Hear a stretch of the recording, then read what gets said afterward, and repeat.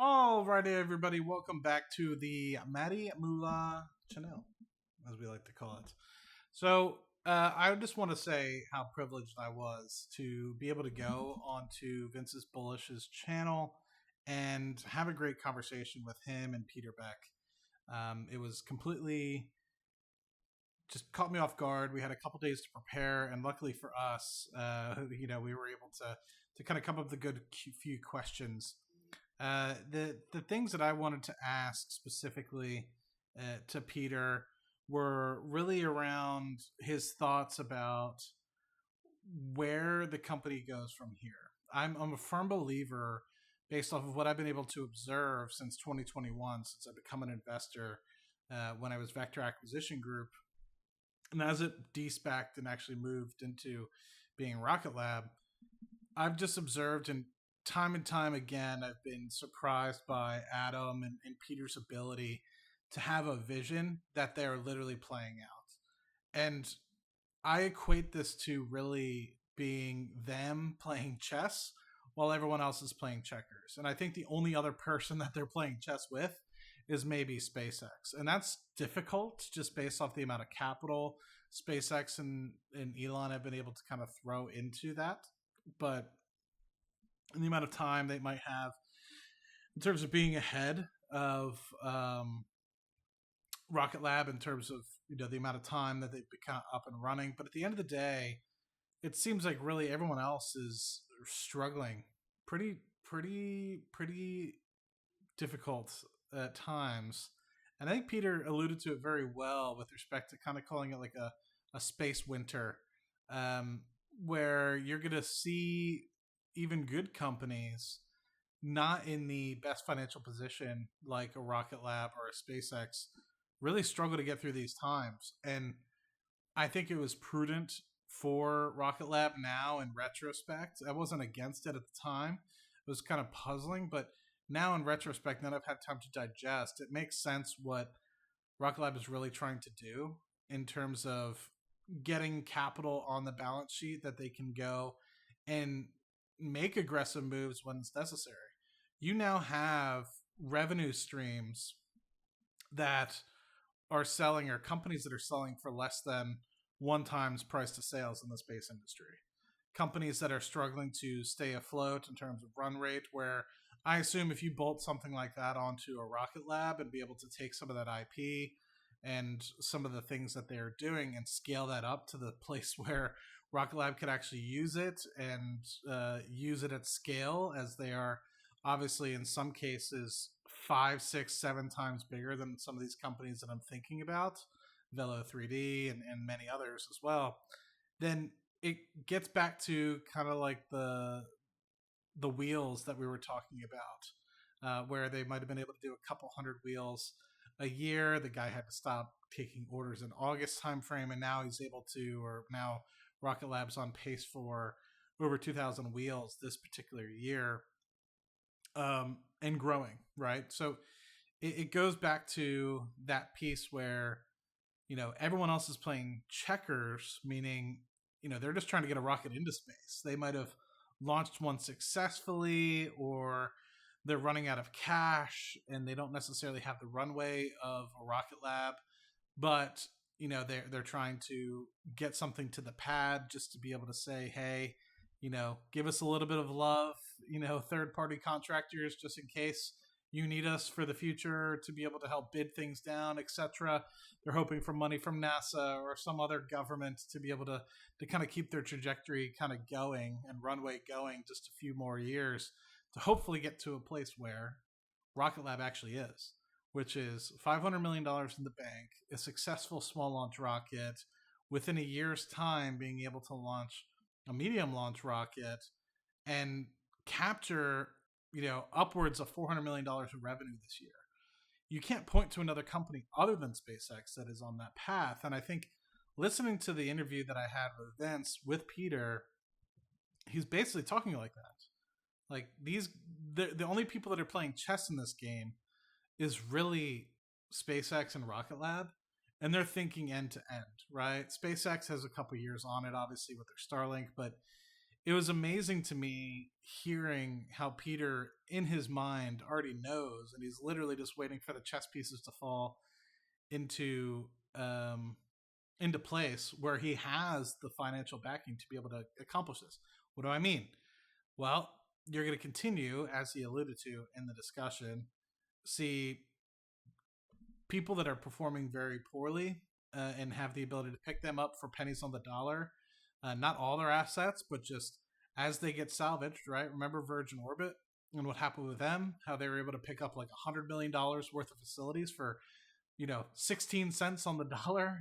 They were able to walk away with $16 million and be able to get a whole headquarters and more for $16 million. Uh, who's to say more of that isn't on the horizon, right? It doesn't necessarily mean, when they say inorganic activity, it doesn't necessarily mean everything all at once. Now, I do believe that there's likely to be a large company, or larger in the scale of the space industry, of couple $100 million, where they might be able to attack that. But I believe it's going to be more of taking selective movements and seeing as companies go up for sale, whether that's an Astra being wholesaled and they purchase, let's just say, part of Astra's, I don't know, facilities that they're able to kind of create more and more products out of for a fraction of the price, 20-30 cents on the dollar, as Astra is trying to kind of get back on in terms of some of the money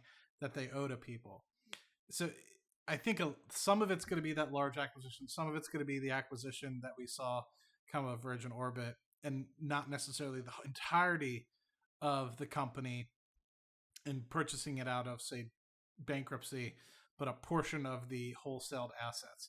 So I see that, coupling that with the fact that you need a couple $100 million just for runway and safety from a financial standpoint, because you don't want to issue debt right now with let's just say a cheap stock price. You don't want to dilute folks, and you're kind of on the precipice just based off of the working capital build that we saw as the MDA slowly started working out in 1Q. That from an OpEx perspective, you're almost balanced from an EBITDA perspective, other than the fact that you had some costs associated with R&D coming out. So you're getting close to this point where if you weren't spending money on a Neutron, you'd be break even, right? And actually creating a cash flow surplus within the organization. And that's enlightening to see, because it just goes to show you, over the next 12 months, you're really going to de-risk the company.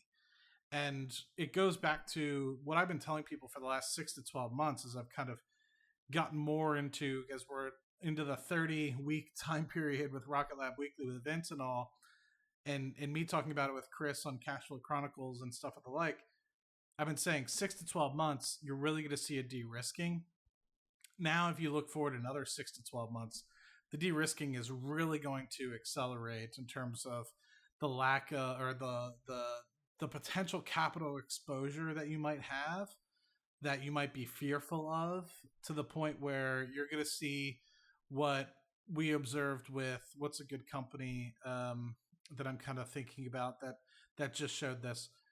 The people getting into and being super bullish on SoFi, the fact that they're able to kind of get to a place where they're income positive, how people went from in 2022 being super down on Palantir, and now the fact that they are getting to a place where they're getting closer and closer inevitably to, well, have been over the past 24 months, getting to a place where they're actually generating gap profitability. I think you're going to get to a place within the next 24 months that you see that with Rocket Lab.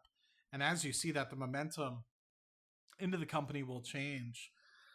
You'll see this difference of people that were able to get into the company at a super cheap valuation due to the fact that it was a SPAC in the pipe and everything like that, where they were able to get shares for, pennies on the dollar, if not say 10 or 20 cents on the dollar. Now they're able to offload to, now you have this base that's forming as you come up from the $3.80 mark over the past, let's just say 6 months, to now forming this foundation where you're up to $4.40, and a catalyst of decreasing expenditures going forward, getting large satellite orders out with the MDA, which is an Apple contract, if, for those of you that aren't familiar. And now coupling that with being a prime contractor for NASA and many other folks within. Sorry, I misspoke. Prime contractor for the government in a multitude of ways. Continued Space Force contracts for the Space Development Agency, which is a subset of Space Force. We're just continuing to grow that momentum. And I see it. Hopefully others see it. But I think a lot of folks are being blinded by the fact that it's space. It's an inherently risky business. But if you look at it, if there were going to be two companies that succeed in this business, one is going to be SpaceX and two is going to be Rocket Lab. If you were to say have to take bets. And so with that, my bet is Rocket Lab. And it continued, and I had this conversation with Vince afterwards, and I'll probably leave you guys with this. Afterwards, after the conversation with Peter, and hopefully looking forward to the next quarter conversation as well. After that conversation with Peter, I just became more and more bullish because I recognized that he's not really fighting for, what the next 2 or 3 quarters is looking like. He's fighting for what the company will look like in the next 10 years. He's looking for how they're going to be able to go toe to toe with SpaceX, and not from like a it's us or them sort of perspective, but just like how there's AT&T and Verizon for cell phone service, or T-Mobile, right? There's always going to be several major players. And as you're in this current environment where unfortunately the players are continuing to drop out because they don't have the resources to continue to play, you're consolidating. And with that consolidation, if you have the financial backing like Rocket Lab, like SpaceX, you're going to be able to pick and choose the best things for you to continue to get to an end-to-end space company like a Rocket Lab. So it just continues to play in the favor. I don't think we're out of the woods as of yet in terms of how people's sentiment has changed or will change. But I think it's something that you definitely could look at over the next 6 to 12 months. And I'm here for it. I'm continuing to add shares. I wish I added more below $4, but here we are. But there's a large position that I'm actually thinking about trimming that's lagging behind that I used to use as dividends. And it's a large chunk of capital. And I'm thinking of using a portion, if not all of it. That would be a lot.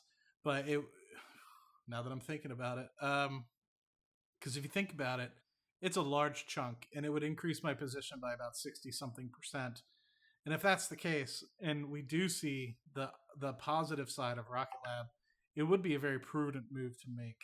But at the end of the day, it is a lot of money, and have invested, and this kind of goes back to just general thoughts around the channel, not necessarily Rocket Lab. I have already invested a good amount into Rocket Lab in terms of a capital exposure that I'm willing to go to zero. I don't think it will, but you always have to have that sort of thought process with any investment, right? And obviously that risk of losing your entirety of your capital does decrease with the maturity of a company, but it's never zero. Black swan events do happen, whether you're a mature company or a small growing company like Rocket Lab, a smaller growing company, I should say. But more than $100,000 of invested capital makes me a little weary. But at the same time, the conviction is so much there. So it's tough. I'm at about $65,000-$70,000 invested now. If I were to make that jump leap into the next stage, it would be closer to 100. I just don't know. I know in 10 years' time, I'm going to look at this video or think about this and this pivotal decision that I have to make about eliminating this other position and potentially adding, 50, 60% more in terms of shares, obviously because the share price is slightly depreciated or deflated at the moment, and regret not buying. But at the same time, you have that angst in that if it doesn't make you sleep well at night or even think about sleeping well at night, it'd be something that you should double take and think about a second time. But anyway, I've rambled on for 15 minutes or so. Really appreciate you guys continuing to stop by the channel. Just wanted to get this out there. Hopefully we can have a little bit more consistency on Rocket Lab Weekly. Got some things out of the way from a personal perspective. went to Europe to do some work, new job, transition to new job, bought more rental properties, etc. Power was out. Yes, I'm okay. House is intact, as you can see. Um, but I did lose power for a few days here in Houston. But we're up back to normal, hopefully. And anyway, good thoughts, and just wanted to share that all with you guys. A little bit of a ramble, but wanted to get it off my chest, and excited for the next quarter and the next 12 months in Rocket Lab and even beyond. I'm holding for the next 10 years, I anticipate. I was having a good conversation with a buddy who sees the vision, and looking forward to carrying a lot of those friends, as well as you guys. If obviously you're watching this video, you're along the ride with me. So here's to the next 10 years. And until next time, cheers. Meow.